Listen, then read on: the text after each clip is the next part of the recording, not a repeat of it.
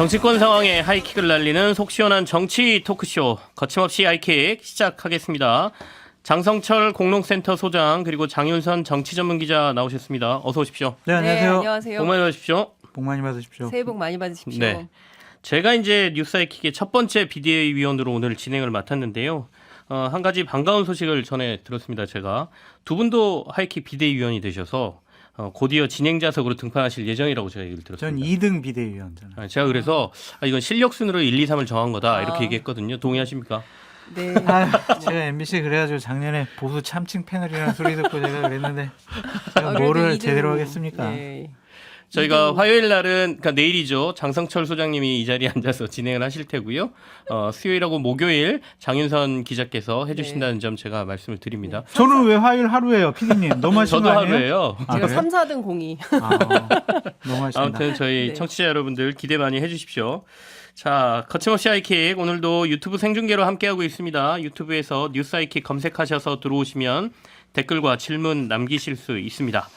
자, 오늘 첫 번째 얘기는 오늘은 새해를 맞아서 2023년 윤석열 정부 국정 운영을 넓게 전망해 볼까 하는데요. 일단 윤석열 대통령이 신년사를 발표했잖아요. 네. 여당은 호평을, 반대로 야당은 혹평을 쏟아냈는데요. 윤석열 대통령 신년사 두 분 총평부터 제가 한번 들어보겠습니다. 신년사 가지고 뭐 야당이 비판하는 것은 언제나 있는 일이다라고 네. 좀 말씀을 드리고 어쨌든 신년사에서 대통령의 수출, 민생, 경제 챙기겠다라는 것 그리고 3대 개혁 부분에 대해서 인기 없어도 해내겠다. 이런 것은 뭐 꼭 그렇게 됐으면 좋겠다라고 좀 말씀드리고 싶어요. 네네. 그래서 대통령께서 좀 지치지 말고 힘을 내서 이 두 가지 약속 제대로 지켜주셨으면 좋겠다라고 말씀드립니다.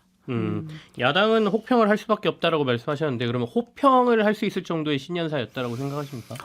말씀하지 않은 부분은 되게 좀 안타까워요. 여야 간의 협치라든지 남북관계, 북한 이런 문제를 언급 안 한 것은 좀 아쉬운 부분이 있지만 가장 이제 중요하게 생각하는 화두인 네. 노동개혁, 교육개혁, 연금개혁 이것을 밀고 나가겠다라는 것 그리고 작년에 472억의 무역적자가 나지 않았습니까? 네. 대단히 아주 지금 경제가 어려워지는 상황인데 대통령께서 직접 챙기면서 경제를 챙기겠다, 민생 챙기겠다 이런 것들은 좀 의미 있게 봐야죠. 알겠습니다. 우리 장윤선 기자님은 어떻게 평가하실래요? 보수 참칭 패널이 아니라 진정한 보수 패널이라 제가 이럴 때 이제 확확 느낍니다. 네. 저는 사실 이걸 왜 생중계를 왜 했을까라는 생각이 좀 들었습니다. 그냥 그 대한민국은 문맹률이 낮기 때문에 그냥 텍스트로 해도 될 법한 것이었는데 저는 몇 번을 돌려봤어요. 이게 예행 연습을 하는 건가? 그러니까 왜 이렇게 했을까? 아무도 없잖아요. 텅 빈 브리핑룸에 네. 한 켠에 마스크 쓴 당국자들, 보좌진들 9명이 이렇게 덩그마니 앉아 있는 가운데 대통령 혼자 발표하고 이제 뒷문으로 퇴장하는 뭐 이런 거였고 내용도 상당히 무미건조했습니다. 이를테면 지난해 우리 국민 모두를 정말 가슴 아프게 했던 12구 이태원 참사와 관련해서 단 한마디 언급 없었고요. 그리고 올해 경제가 더 어려워진다는데 민생에 대해서도 단 한마디 언급이 없으셨습니다.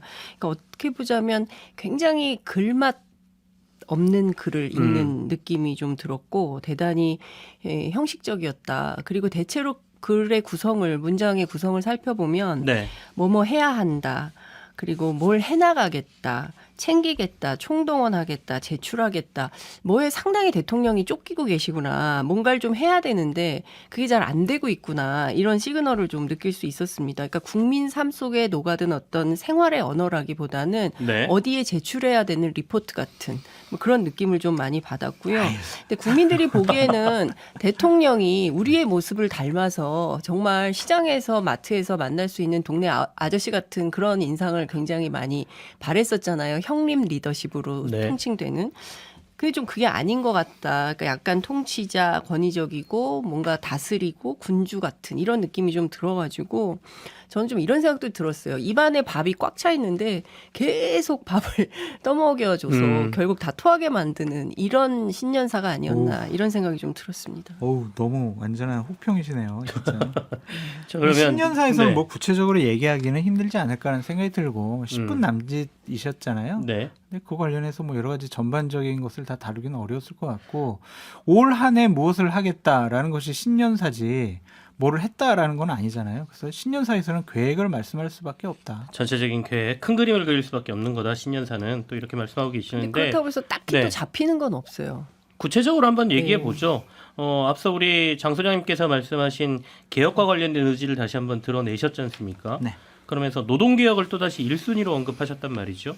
기득권 타파해야 한다면서 노동, 특히 노조 이야기를 꺼냈는데 대통령께서 이렇게 노동개혁을 계속 말하시는 이유를 저희가 좀 찾아봐야 될 것 같습니다. 그 어떻게 진단하십니까? 노조를 탄압하겠다라는 것은 아니고 네. 소수의 정치적으로 편향된 귀족 노조의 기득권 지키기, 자신들의 권력을 확대하려는 모습, 그것은 좀 바뀌어야 되는 것이 아니냐 그런 생각을 좀 갖고 있는 것 같고요.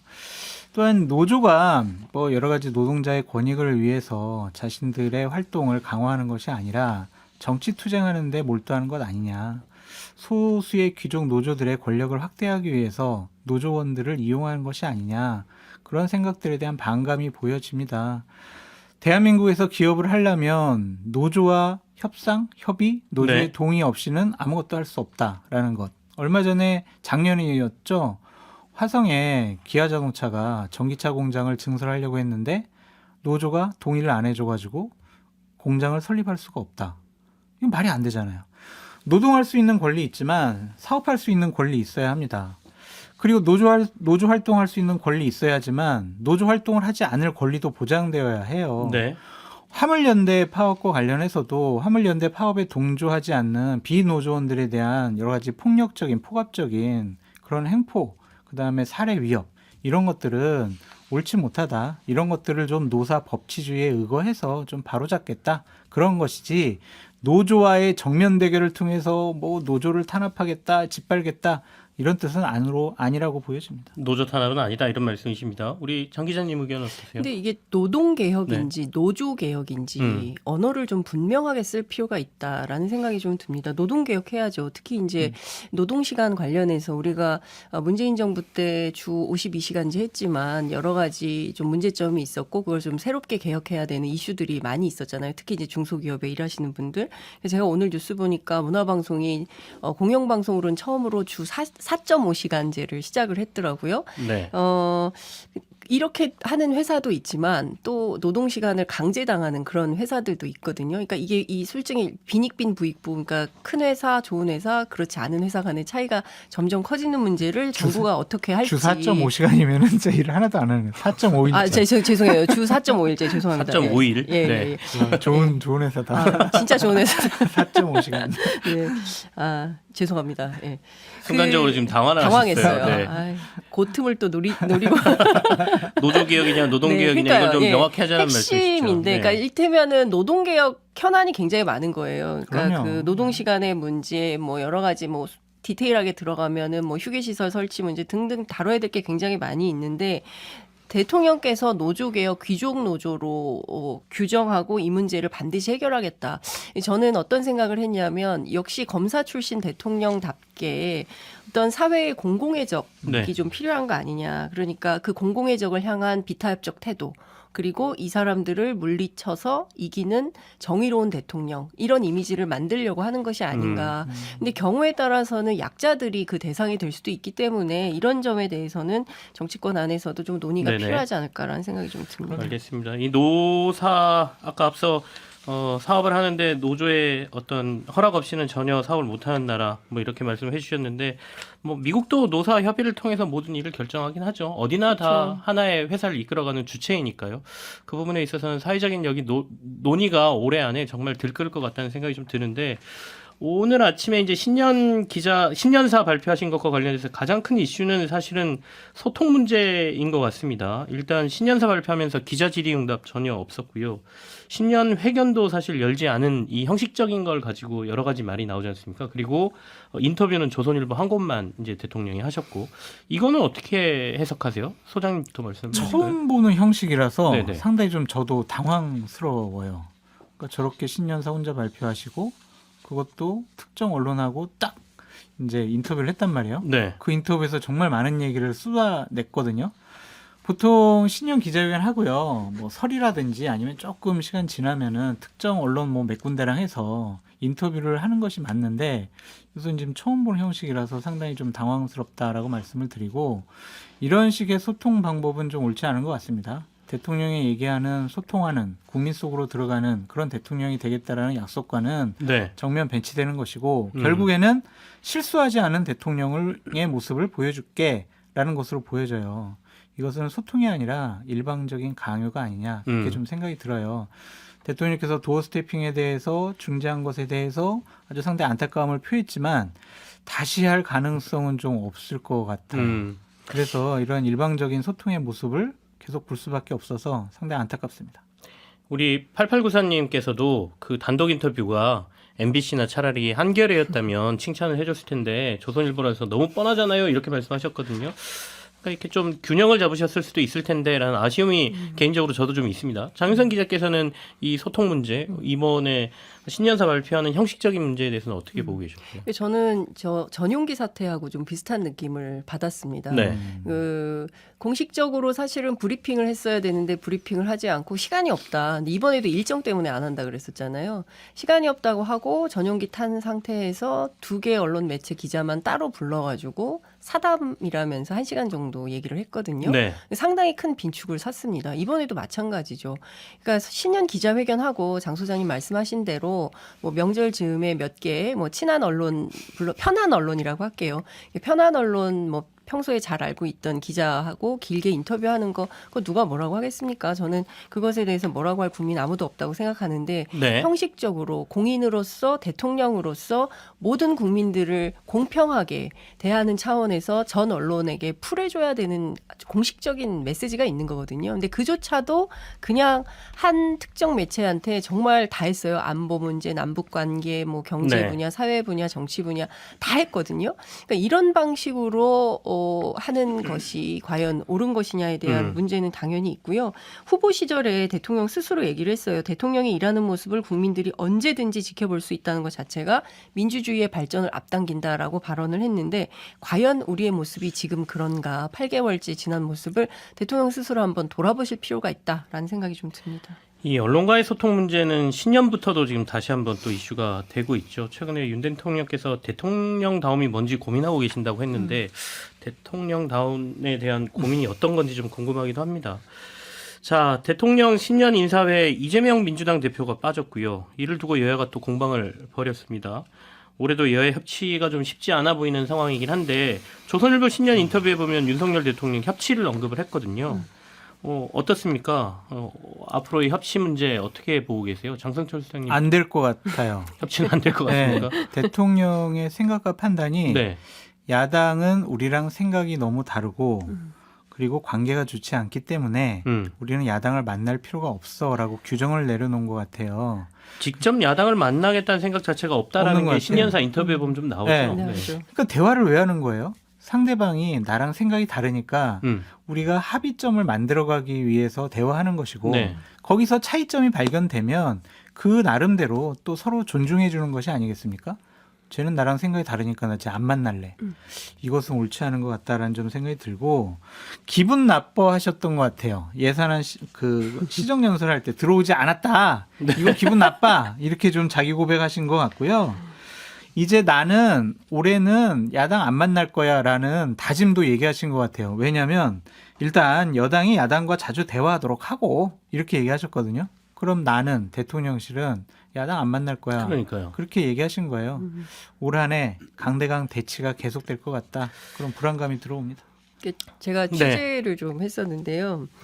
윤 대통령께서 뭐 자료 검토를 안 한다 이런 비판이 되게 많이 있었는데 실제로는 아니라는 거예요. 본인이 관심 있어 하고 본인이 이제 알고 싶어 하는 사안은 A부터 Z까지 다 기억하고 날짜 같은 거 하나도 틀리지 않고 전부 머릿속에 기억을 하고 있다. 근데 제가 이걸 보면서 그런 생각을 했어요.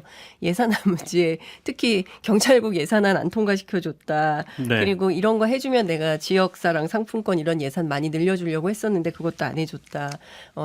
실제로 내가 시정연설하는 들어왔는데 안 들어왔다. 그러니까 다 기억하고 적어놓고 있었던 거 아닌가. 상당히 이게 인터뷰에 꼼꼼하시다. 나옵니다. 그런 내용이 다 인터뷰에 네네. 나오잖아요.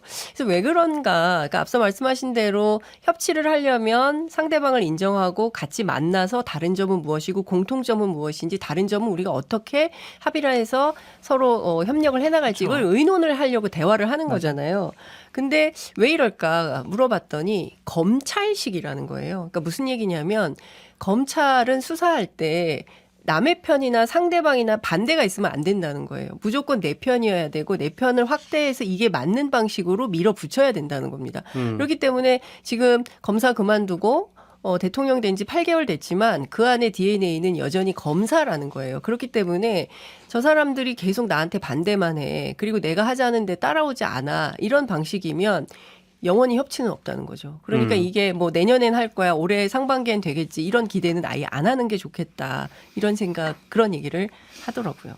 참 올해 이 협치 문제 대통령께서 좀 전향적으로 나서 주셨으면 하는 바람도 좀 있는데요. 그냥 한번 만나서 또 얘기하다 보면 어떤 또 뭐 맞는 구석도 나오지 않겠습니까? 그러니까요. 그러니까 그런 자세가 좀 있었으면 하는 바람 저도 한번 얘기해 보겠습니다.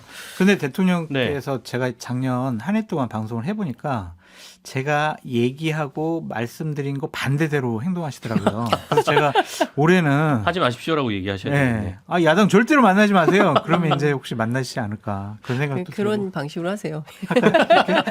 알겠습니다. 다들 우리 세 10년의 사람의 새로운, 의견은 좀 네. 만나셔라. 그럼요. 로 이루어지고 만나셔야죠. 있습니다. 아, 이것도 좀 제가 얘기해보고 싶은데 12구 참사 관련해서 이상민 행정안전부 장관 정부의 책임론이죠 결국에는 이와 관련돼서 대통령이 선을 좀 긋는 듯한 발언을 하셨단 말이죠. 정무적인 책임도 책임이 있어야 묻는다. 결국엔 정무적인 책임 없다라는 말로 해석이 되기 때문에 이 언급에 대해서는 어떻게 보이십니까? 이 이거는, 네 사람에 네. 대해서는 치지 않겠다는 생각이 너무나 분명한 것 같아요. 음. 그러니까 계속 도무지 이해할 수 없는 거예요. 내가 보기에 이상민 장관이 책임져야 될 법적 책임 소지가 없는데 왜 이 사람한테 자꾸 정치적 책임을 지라고 하는 거냐. 과거에 그런 방식으로 많이 했지만 나는 그런 정치하는 사람이 아니다라는 얘기를 계속하고 있거든요. 근데 국민들은 도의적 책임, 정치적 책임을 지라고 특히 얼마나 많은 언행에 잘못이 있었습니까? 네. 유가족들의 가슴을 후벼 파는 발언들을 그렇게 많이 했음에도 불구하고 절대로 그분의 자리를 흔들지 않는 대통령의 모습을 보면서 국민들은 절망하는 거거든요. 그럼에도 불구하고 대통령은 법률가고 검사이기 때문에 이게 이해가 안 되는 것 같아요. 왜 이상민 장관을 더러 물러나라고 하느냐. 근데 주변 저희들 취재를 좀 해보면 이제 개각 때 자연스럽게 물러나게 한다 하더라도 뭐 민주당이 요구해서 유가족이 요구해서 국민이 요구한다고 절대 그렇게 응할 뿐이 아니다라는 얘기를 합니다. 지금 개각 얘기를 하셨으니까 보통 이제 1년 정도 됐으니까요. 개각 얘기가 나올 때가 됐죠. 근데 인터뷰에 보면 지금 함께하는 내각 참모는 큰 문제가 없다 생각한다라고 얘기하셔서 개각도 없고 뭐 그렇지 않을까라는 생각도 좀 들거든요. 이 장성철 선생님 의견. 종합적인 판단을 한번 해보겠다고 하셨으니까 뒤에는 종합적인 판단을 하겠다 하셨으니까. 개각을 한번 기다려 봐야 될 것 같은데 네. 저는 대통령의 인식이 조금 좀 부족하지 않나라는 생각이 들어요. 왜냐하면 대통령은 고도의 정치적인 판단을 해야 될 자리잖아요. 그렇죠. 그럼 인사는 왜 하냐면요. 국면 전환을 하기 위해서 인사합니다. 네. 정치적인 문제가 생기면 인사하는 게 바로 대통령 인사권 행사예요. 근데 그런 걸 안 하겠다. 하시겠다? 저 사람 국면 전환용으로는 하지 않겠다라고 않겠다. 얘기하셨어요. 분명하게 직접적으로. 아니 얘기했어요. 그러니까 국민 전환으로 인사해야 되는 게 대통령의 고도의 정치적인 판단이라니까요. 더 유능한 사람이 나타나기 전까지는 내가 절대로 인사를 안 할 거야라고 얘기를 하셨잖아요. 과연 이것이 맞는 것이냐? 대통령이 생각하는 정무적인 책임, 정치적인 책임은 무엇인가? 되묻지 않을 수가 없습니다. 제가 보기에는 임기가 뒤로 갈수록 굉장히 후회를 많이 하실 것 같아요. 아, 내가 그때 그렇게 했으면 안 됐었는데 나중에 회고록 쓰시면 네. 정말 센 반성문이 나오지 않을까라는 생각이 이게 좀 이제 듭니다. 그 윤석열 대통령의 정치에 대한 경험이 짧기 때문에 어쩌면 그것 때문이다라고 보십니까? 어떻게 보세요? 신념과 고집이 너무 강하신 것 같아요. 그러니까 각종 여론조사를 보면 이상민 장관 좀 바꾸는 게 좋겠다라고 많은 국민들이 생각을 하고 계시는데 대통령은 그렇게 생각을 안 하신다. 결국에는 민심보다는 내 생각과 판단과 고집이 우선이다라고 생각하시는 것 같습니다. 그게 검찰총장 할 때는 맞다라고 말씀을 드려도 네. 대한민국 전체 국민을 대상으로 하는 대통령이라는 자리잖아요. 그러면은 좀 전반적으로 민심을 살피시는 게 어떨까라는 생각이 듭니다. 대통령이라는 자리가 네. 내가 아끼는 사람, 그 자리 계속 유지시켜주고 임명하고 그런 인사권을 행사하는 자리가 아니잖아요. 그러니까 주변에 윤석열 대통령하고 과거에 함께 일했던 검사들 네네. 만나서 취재를 좀 해보면 어떤 얘기를 하냐면 대한민국은 검찰이 아니라는 거예요. 그러니까 대한민국호는 대한민국에 맞게 다종다양한 어떤 이해와 요구를 다 수렴하고 정리정돈하는 방식으로 진행이 돼야 되는데 검찰은 상명하복식으로 운영이 되는 조직이고 그리고 내 말대로 하면 됐었던 조직이 움직였던 데라는 거죠. 근데 언론도 그리고 행정부도 정치권도 모든 걸 다 검찰식으로 하려고 하면 이거 나라 망한다, 큰일 난다 이런 지적을 하고 있어요. 그러니까 상당히 위험하다 이렇게 보고 있습니다. 우리 오늘 신년사 인터뷰, 신년사 그리고 인터뷰 그 윤석열 대통령의 조선일보 인터뷰와 관련된 내용들 좀 자세하게 의견들을 들어보고 있는데요. 인터뷰 내용에 보면 김건희 여사와 관련된 얘기도 또 나옵니다. 그러니까 워낙 우리 김건희 여사의 행보가 정치권에서 좀 쟁점이 됐던 터라 윤 대통령이 인터뷰에서 취임해 보니 대통령 배우자도 할 일이 적지 않더라 이렇게 김건희 여사의 역할을 좀 강조를 했습니다. 근데 대선 후보 시절에는 김건희 여사는 조용한 내조를 하겠다 이렇게 또 얘기를 했었지 않습니까? 어떻게 봐야 되죠? 조금 활동이 넓어진다 이렇게 봐야 될까요? 그렇죠. 이번에 대통령 말씀을 보면은 네. 제가 다행스러운 부분도 있고 아직도 뭐 상황을 잘 모르시는구나라는 생각을 했어요. 다행스러운 것은 뭐냐면은 김건희 여사에게 드러나지 않게 겸손하게 잘해라라고 했다. 네. 이것이야말로 영부인이 갖춰야 될 최고의 덕목이 아닌가라는 좀 생각이 들고요. 조금 상황을 안이하게 생각을 하는 것은 취임해 보니까 배우자도 할 일이 적지가 않다라고 생각을 하고 계시잖아요. 그러면은 공식적으로 체계적으로 제대로 된 뒷받침을 받아야 된다. 그래서 우리가 계속 얘기했던 제2부속실 네네. 빨리 만들어가지고 체계적인 뒷받침 보좌 받도록 해라. 음. 그러니까 그 생각을 좀 빨리 하셨으면 좋겠다라고 생각이 듭니다. 그러니까 공식적이고 공개적으로 하지 않으니까 네. 끊임없는 뒷말이 무성하다. 그러니까 그것 때문에 오히려 또 빈축을 사는 예들이 많고 뭐 사실관계 하느라고 고소고발 생기고 막 여진이 크지 않습니까? 근데 저는 그런 것을 예방하는 차원에서라도 앞서 말씀하신 대로 제2부속실을 반드시 올해 안에는 설치를 좀 했으면 좋겠다는 당부 말씀 좀 드리고요. 그리고 뭐 나서는 거 싫어하시고 뭐 정치하시는 거 싫어하신다라고 하는데 국민들이 보기에는 정말 센 정치를 하고 있거든요. 그렇기 때문에 좀 앞말과 뒷말이 맞는 논리적 모순이 없는 그런 행보를 하셨으면 좋겠다 이런 당부 말씀도 드리고 싶습니다. 네. 두 분께 이제 제가 마지막 질문을 드리겠습니다. 네. 그럼 지금 나왔던 우리가 했던 얘기들을 다 종합해서 윤석열 정부의 2023년 기대된다 안 된다 한 1분씩 얘기해 주시죠. 기대해야죠. 대통령이 잘못 판단하면은 네. 또한 잘못된 결정을 하면 국민들이 피해가 가고 대한민국이 잘못될 수가 있습니다. 신년사에서 얘기하셨던 것처럼 개혁하셔야 될 것 같고요. 그다음에 경제 수출 잘 챙겨주시기 바랍니다. 그리고 제가 상당히 좀 우려스럽게 봐왔던 부분은 곧 네. 국민의힘 전당대회가 있는데 관절은 열려 있어. 사람들 빨리빨리 와. 나 만나줄게. 이런 얘기를 하셨거든요. 전당대회 본격적으로 개입하시겠다라는 공개적인 선언이라고 볼 수밖에 없는데 그러진 않으셨으면 좋겠어요. 그냥 당의 민주성과 자율성을 좀 보장해 주시면 어떨까라는 생각이 듭니다. 도리어 야당에다가 나 열려 있어 빨리 와서 만나 그러니까요. 이렇게 하셨으면 예, 좋겠는데 뭐 그래야- 우리 장윤성 기자님 얘기 그렇죠. 드릴게요. 그 사실은 위법의 소지가 있는 겁니다. 누가 고발할 수도 있는 거 아닌가 싶고요. 저는 대통령이 좀 더 낮아졌으면 좋겠어요. 그러니까 위에서 군림하려고 하지 말고 국민 속으로 더 들어갔으면 좋겠다. 이재명 대표 뭐 민생 투어, 뭐 동행 투어 하고 있는데 뭐 그렇게까지는 아니라 할지라도 국민들이 정말 어떻게 살고 있는지 뭐가 네. 문제인지 직접 보고 듣고 형식적인 게 아니라 정말 진심을 다해서 정치 일선을 좀 했으면 좋겠다는 생각이 좀 들고 저는 솔직히 말하면 기대보다는 불안해요? 불안합니다. 매우 불안합니다.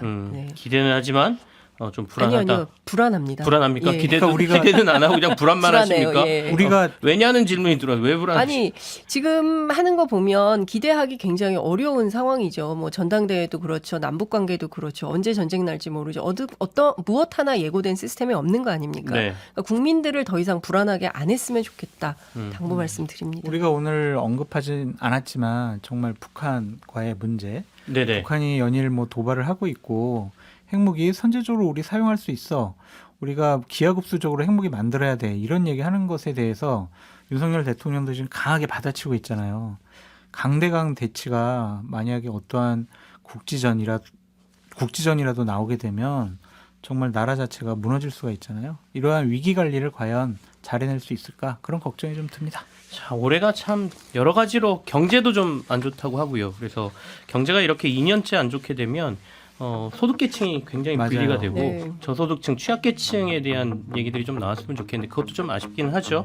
자, 오늘 거침없이 하이킥 오늘은 여기서 마무리하겠습니다. 지금까지 장성철 소장, 장윤선 기자와 함께했습니다. 두 분 고맙습니다. 네, 감사합니다. 감사합니다.